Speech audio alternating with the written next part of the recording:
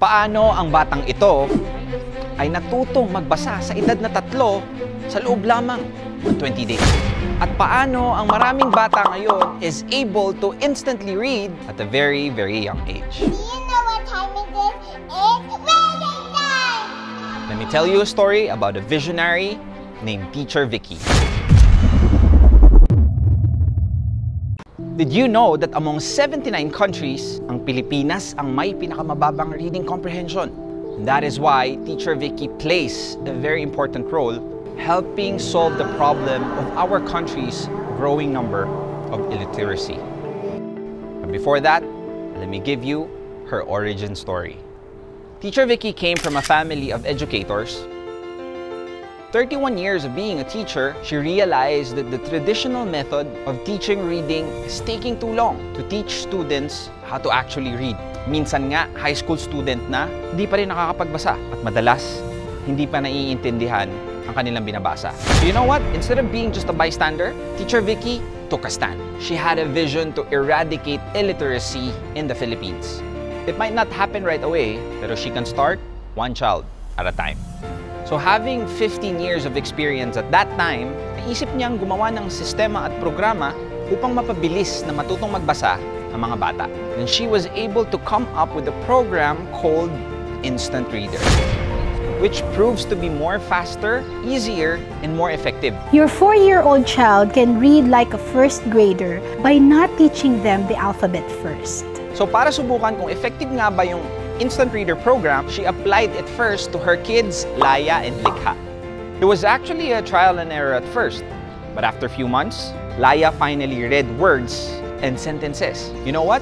After a few adjustments, Likha was able to read in just a span of 20 days. Ito, gusto nyo ba ng plot twist? Hindi si Teacher Vicky ang nagturo kay Likha. It was actually her husband, June, na walang background sa pagtuturo at that specific time. Ginamit niya lang lahat ng strategies ng Instant Reader program na dinevelop ni Teacher Vicky. Pero, Teacher Vicky was still very hesitant sa effectiveness ng program. So she invited the kids of her friends within the neighborhood para turuan and totally got the same result as Likha. So realizing that she now has a weapon to fight illiteracy at para matustusan nila ang gastos sa teaching materials, she decided to accept paid students. Dahil sa walang budget sa marketing, so she decided to hang a makeshift sign streamer near the sidewalk. You know what? They automatically got 80 enrollees agad. Few years later of continuous development of Instant Reader, it was very successful. But you know what? Teacher Vicky was still not satisfied. Hindi ko ginawa ang Instant Reader para magkapera lang. Ginawa ko to para sa mga anak ko at para matulungan din ang mga ibang bata. Kinausap ko ang Dep-Ed at that time para i-offer ng libre ang Instant Reader sa mga public schools. Kasi yun naman ang vision ko nung simula. Unfortunately, for some reasons, Dep-Ed turned it down. At di lang nagtatapos dyan ang mga challenges. Despite of Instant Reader being successful and popular at that time, there were reading experts na nagkiklaim na hindi totoo ang claim nila. Na pinahihirapan daw niya ang mga bata sa murang edad. There was even a time that she was invited to seminars only to be insulted on what she has been doing through her reading programs. But you know what? Hindi natinag si Teacher Vicky. Because she knows that she has a program that actually works, that is so aligned to a child's brain growth and development.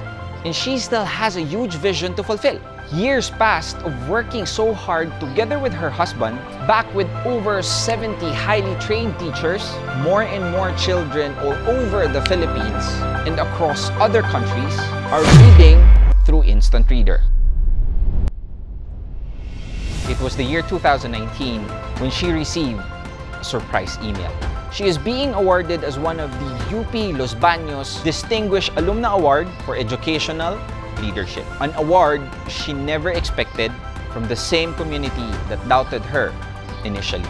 Fast forward to the present day, Teacher Vicky and her husband June, together with their 3 children and a growing number of franchisees, are continuously in the process of pursuing a beautiful mission to let a child read the fastest and most effective way in just 20 days. One student at a time. And Likha, the very first instant reader product who read in just the span of 20 days, is now spreading his wings wide and strong and making instant reader happen in Dubai as its branch CEO. Real talk. Everyone in the business world knows how to answer these questions. What do they do and how do they do it? But very little can answer this question very articulately. And the question is, why do they do what they do? Anong dahilan kung bakit mo ginagawa ang isang bagay? And if there's a takeaway on this video, we all know that Teacher Vicky is not doing it for the money or self-interest. Instant Reader was a vision first before it was a business. The vision to eradicate illiteracy in the Philippines is her why. Because the why was clearly defined, the what and the how follows. And that is how you were able to take a product that started from the garage to the rest of the world. As cliche as it may sound, may dahilan kung bakit ka pinanganak sa mundong ito. And we all know how it is a gift, right? This life that is given to us, this is not supposed to be spent on merely just surviving. We are bound to do extraordinary things with this gift. We are supposed to be doing things that is bigger than us. We have a purpose. We have a mission. If you want to create a vision and turn it into fruition, when was the last time you ask yourself the question, why?